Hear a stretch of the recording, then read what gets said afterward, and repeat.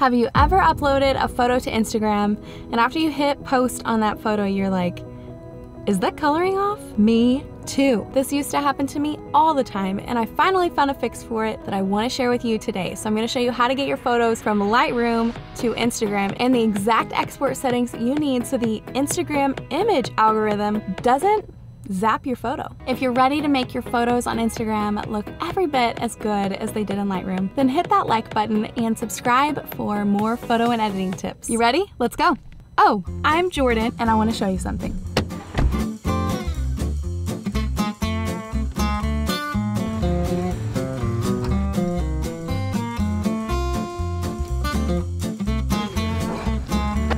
This book has been a game changer for me and my business, and I love it, so I want to give a copy to one of you. Comment down below and tell me either your favorite part of running a business or the dream business that you want to run, and I am going to give one person this copy, announce that later this week. Either way, this book is worth a read, and it's just going to inspire you to have really great clarity on why you're doing what you're doing and how to only do what really matters. Now let's get you set up with the exact export settings you need to get your photo from Lightroom to Instagram. Let's go.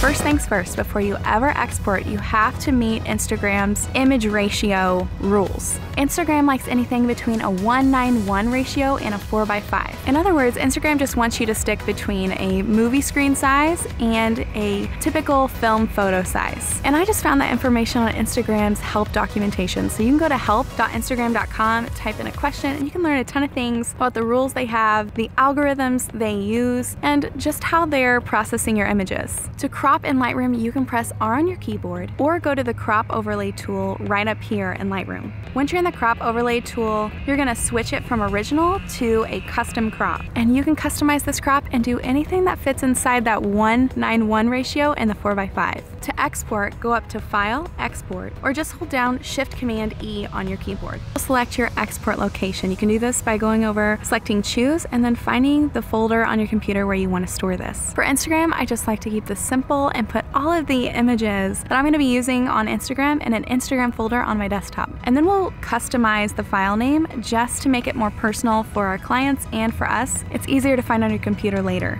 Select JPEG for the image format, sRGB for the color space, and you can drop your quality to 76 since this is just going to Instagram. It's really important that you change the color space to sRGB if you're uploading to anywhere on the web, and I actually export all of my photos as sRGB files because otherwise it always ends up online and the colors just don't look good. From what I found on Instagram's documentation, the best width for your image is 1080. So go ahead and click width and height and set the width to 1080. Don't touch the height, just leave that like it is and set the resolution to 240. Do not select the long edge or whatever it's called in Lightroom because that will make your image just a tad too big and your image will get resized. I always handle my sharpening inside Lightroom except for when I'm publishing to Instagram. So for this, I always turn on output sharpening, set it to screen and standard. Next up, metadata. Do not skip this step. This is so helpful when you're posting to Instagram. Have you ever sent a photo to your phone to upload it to Instagram story and you can't find it anywhere and you have to actually scroll back all the way through your old photos to find when you originally shot that image because it's time-stamped, right? This happens because Instagram is reading the date that it was shot, not the date that it was exported from Lightroom, but we're gonna change that. From the drop-down list, choose copyright only. This is just gonna remove the date that your image was shot, and when you send your photo from Lightroom to Instagram to upload it to Instagram story, the date is gonna be set to whatever date you exported the photo. It's gonna be super easy to find.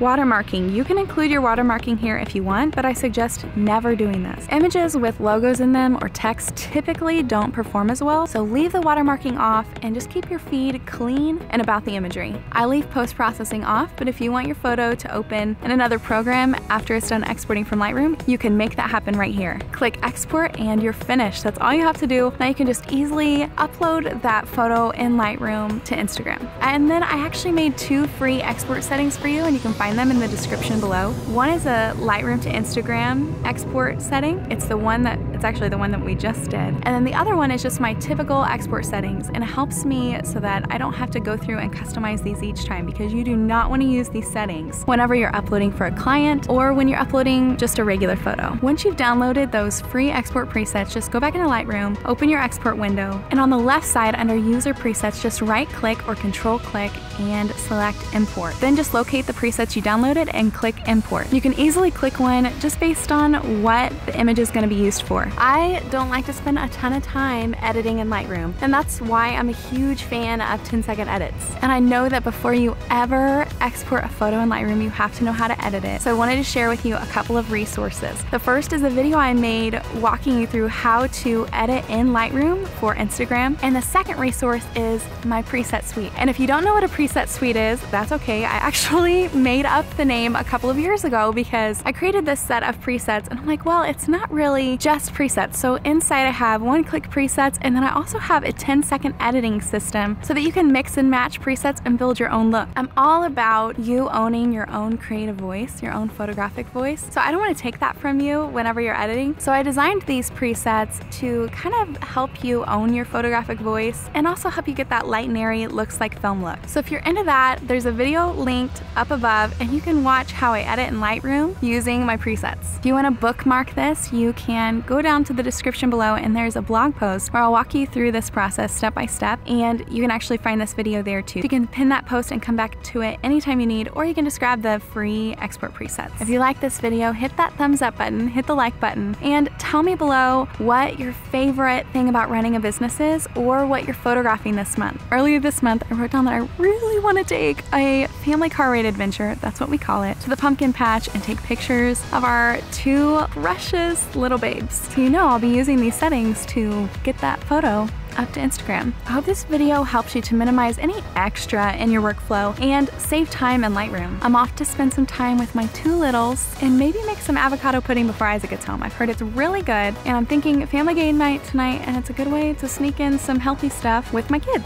But I've heard you have to be really careful about the type of recipe you use, or it can all end up tasting a little too much like earth. So if you have a good recipe, link it down below.